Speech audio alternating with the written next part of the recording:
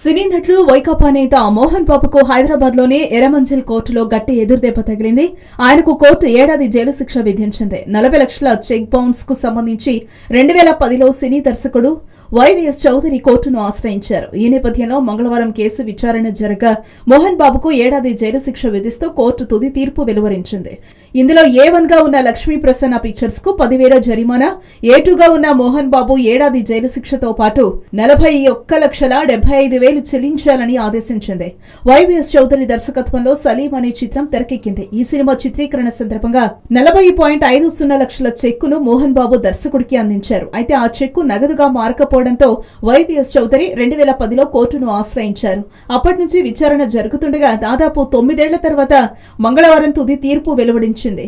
ఒకవేళ మోహన్ బాబు 41.75 లక్షలు చెల్లించకపోతే జైలు శిక్షను మరో 3 నెలలు పొడిగించారని న్యాయమూర్తి ఆదేశించారు. అయితే ఈ కేసుకు సంబంధించి మోహన్ బాబు బెయిల్ కు కూడా దరఖాస్తు చేసుకున్నారు. మరి మోహన్ బాబుకు శిక్ష అమలవుతుందా లేదా అనేది తెలియాల్సి ఉంది.